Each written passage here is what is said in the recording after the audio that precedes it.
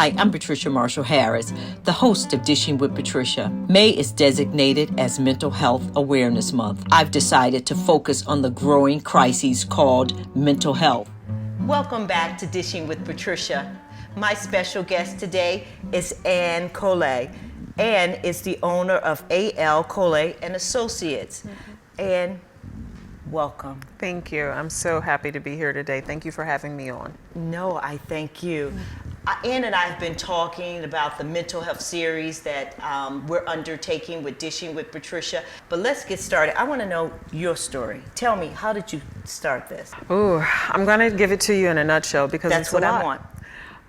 So after being in corporate for about 15 years, at the age of 33, I was not happy anymore. And I asked God, what was my purpose in life?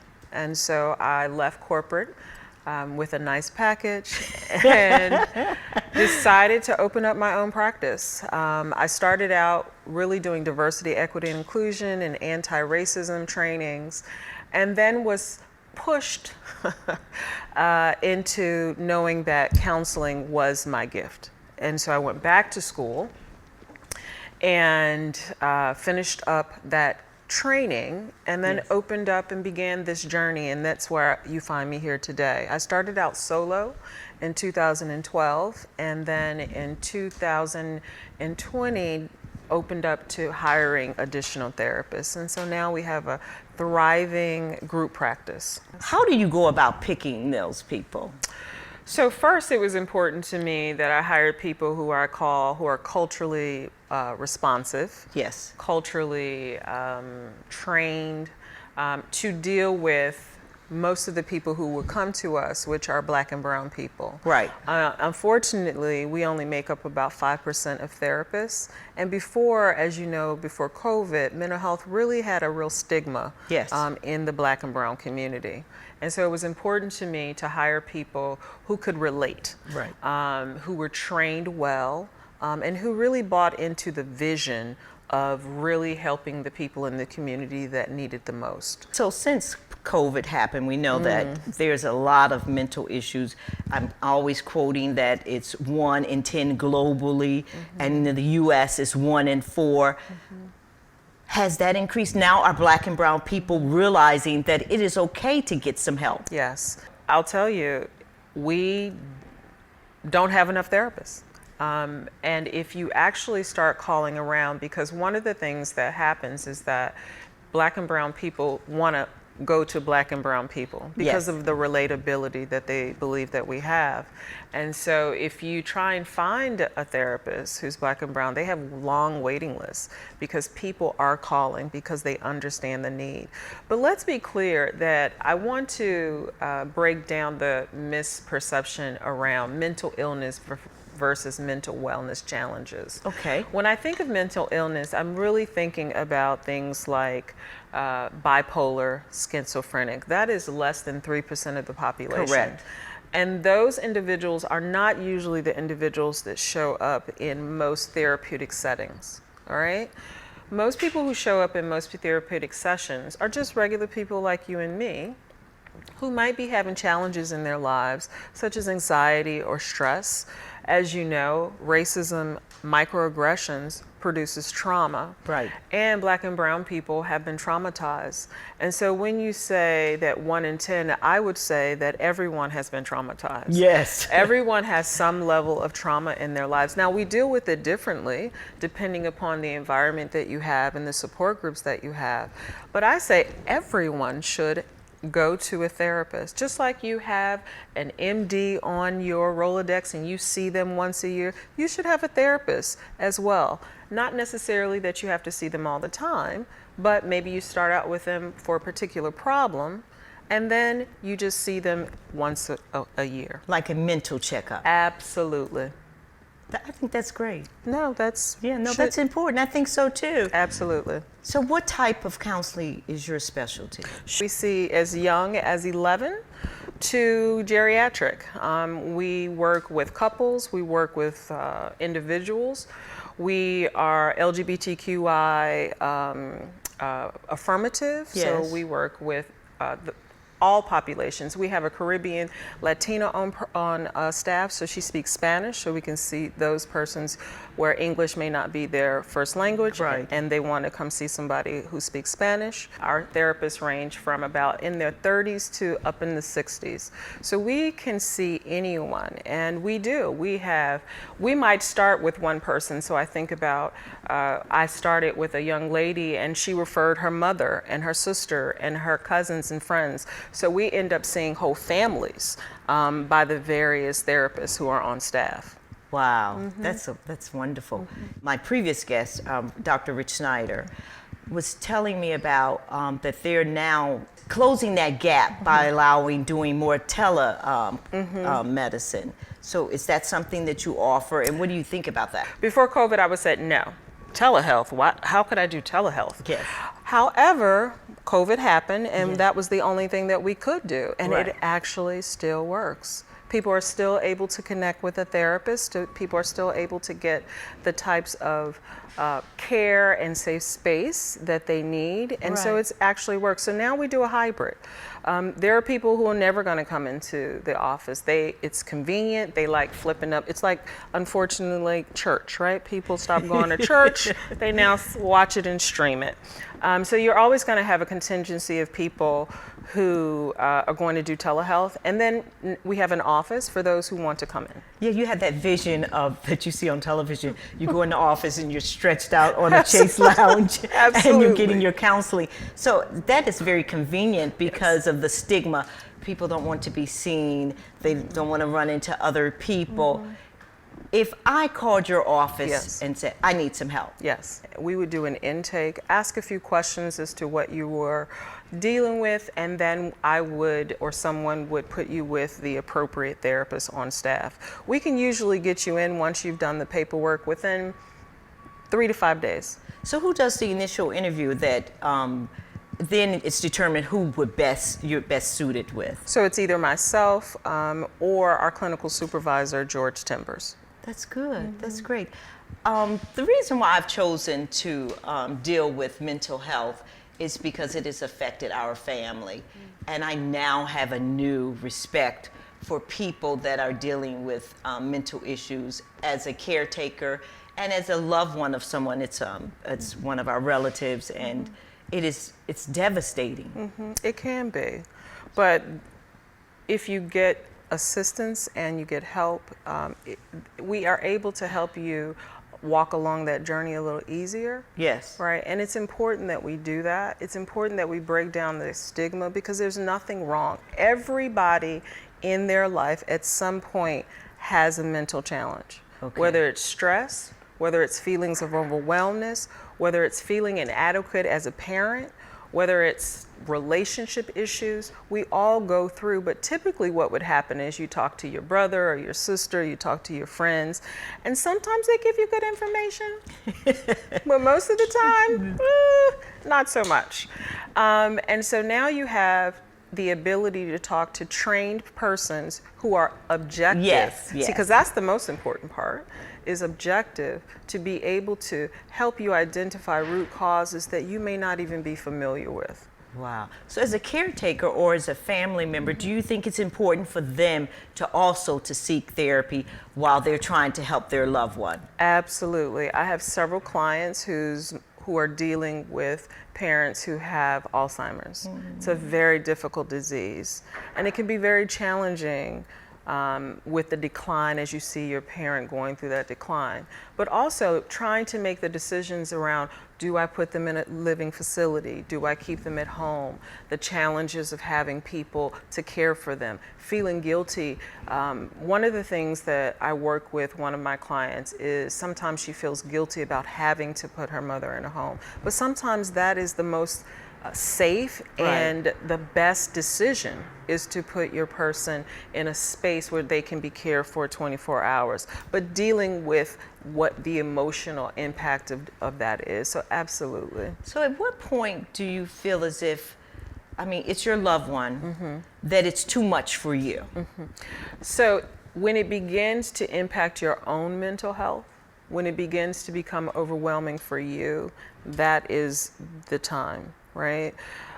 I believe that at the end of the day, right, that you shouldn't die and you shouldn't become overwhelmed by caring for someone. What about the insurance companies?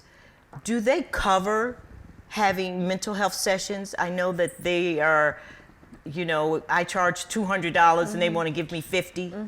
So what is going on with that? So it really depends. It's insurance by insurance. There is no standard. I will say this, that since COVID and because mental health has become a spotlight, Yes. they have increased what they reimburse us, but it's still not enough. Still does not afford the individual to sometimes make a decent living. And so we end up, having to see a lot of clients. But then on the client side, it really depends on who they work for, will depend upon what they get. Some people have no copays and deductibles. Some people have high copays and deductibles. So what would be wonderful is if insurance companies could really understand and really think about what the reimbursement rates are for therapists. And two, really making it that there's no copay. You say, well, somebody could be able to afford $30 or $40, but they may not be able to. Right. Inflation is high. People are dealing with a lot financially. And so if you just take that copay and that deductible off the table for mental health, I think it will remove some of the barriers that people have into coming to therapy as well. Right. And then look at it as a specialty that you're paying. If I went to a surgeon, you pay more. Absolutely. Things, and look at it that way. Now, I know that the word trauma, I've been hearing trauma a lot. Tell us, what is trauma? Well, in a nutshell, trauma is any event that a person has that creates an emotional or mental distress. Now, what's traumatic for you may not be traumatic for me, so it really depends. So let me give you some examples. I had a client who had a car accident, a really, really bad car accident, and he was traumatized by it. And so he came to therapy to deal with it, to the point where he didn't want to drive. I've had several of those, right? Now, you may have that car accident, and it might not impact you in that way.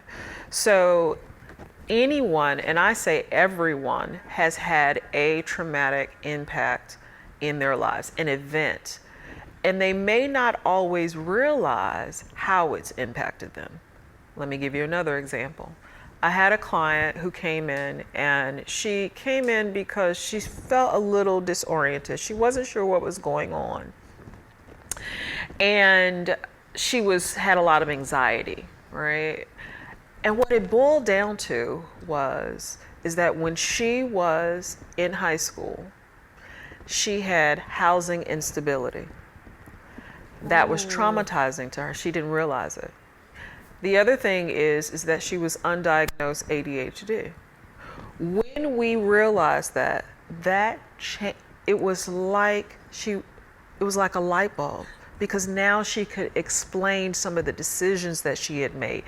It explained some of the thoughts she had. It explained her anxiety around her job and not wanting to lose her job and staying in toxic environments. And once we worked through that, my God, she's a different person. That's wonderful. So yes, so trauma, I tell people, everyone has a traumatic event. And so we just need to find out what it is, work through it, so that you can be your best self. And go move on and have a good life. And have a good life. Now, we know that there's a huge population of Americans and folks around the world aging. Yes. How are people dealing with aging? They're not so happy about it. Myself, I won't tell I'm in my 60s. I have arthritis in my right hip. I don't get up as fast. My hair is thinning. I don't like my laugh lines. I have a lot of different things that's stressing me out, but I'm dealing with it because that's who I am. But a lot of people are not dealing with aging. Yes. So first, let me say that I believe that a lot of people are not dealing with aging because of where we live. And that is that everything on the TV tells you you're supposed to look young and spry and go buy this cream and go buy that cream. And But there is something about aging, right? Yes. There's something that shows that I am older, I've experienced. And so I think that if we could get away from trying to be a particular way, look a particular way, feel a particular way, and understand that this is just how life goes. But how can you also offset some of the aging?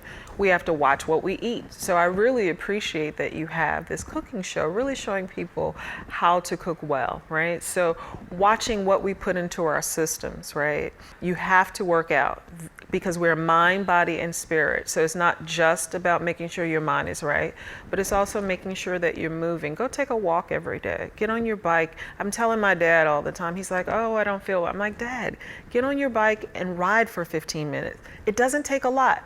15 minutes every day to keep the joints moving. That will help.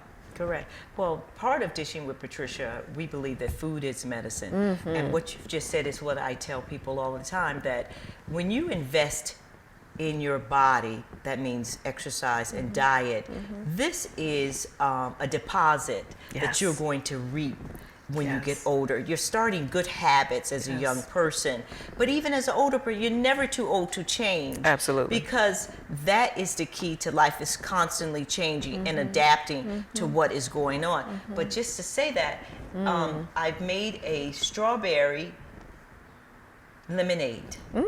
This is what we have right here. Okay. And I try to tell people, because we know a lot of drinks that we have a lot of sugar, and not all everything that you drink has to be so sweet. Correct. You just want to have some flavor in it. And the options of summer is here. We have fresh fruits. I believe in buying local, because then that determines the footprint where your food has been purchased. Also, you're assisting in the local economy. So I agree with you wholeheartedly. But what about the anxiety that people are having with that aging? Now we recognize that the onset of dementia is happening. So how do we know the signs that somebody's in trouble? As you get older, you forget. I mean, I go upstairs and I'm like, why did I go upstairs? So that's a natural part that we just, especially when there's a lot going on. But when it becomes an issue is that things like you're forgetting where you are, or you're forgetting why you're doing what you're doing, or you're losing track of time, right? Then you might go in and see if it's more than just the natural progression of aging, right? And then sometimes what happens is that they become angry for no reason, right?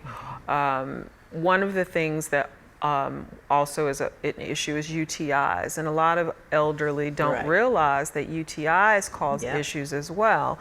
And so making sure that you're getting plenty of water, and if you have issues, going and getting the UTI treated. But how do you deal with the anxiety is the question that you ask in addition. Making sure you have a regimen that puts you in a place of Zen, right? One of the things that I'm telling people all the time is deep breathe. Right? In through your nose, out through your mouth, through a count of 6. Deep breathing should be an essential part of everybody's life. Why? I believe that if people just took a pause when they become upset and just to deep breathe, a lot of the things that happen, the road rage, the shootings, the cussing people out, all the things that are happening wouldn't happen if we just take a pause. Go out, find a space and a place that makes you feel well. I love the beach. And so when I go away, I took a picture, a video of the ocean. And when I'm feeling a little overwhelmed, I just play the ocean sounds, just to take me back to that space and place, right? And finding a group. One of the things that people come in, they're always saying, I thought I was the only one. And I'm like, no, you're not the only one. Trust me. You're not the only one. No, you're not. So find a support group to get involved in. Find people who can be your community, who can help you through that. So those are some ways to deal with the anxiety of aging. But more importantly, just embrace it. That's what I say. It's okay. Yeah, that's embrace, because here's the alternative, not being here. That is so true. That's so true. As we come to a close, we've covered the gamut. We've talked about this. We talked about. what is something that you want my audience to take away? They're going to say, I like that. I remember that. She said something that, so just something to take away with. I think if there's anything that I want people to understand is that it's okay with not being okay. We hide, we put on faces, we pretend, and we live at the surface. If you're not okay and someone says to you, how are you today? It's okay to say, I'm not okay. I'm not doing well today. I'm not doing well. And remembering that it's not what's wrong with you, it's what's happened to you. That's good. That's good. Yes. And thank you so much for Thank you coming. for having me on. I've so enjoyed speaking with you.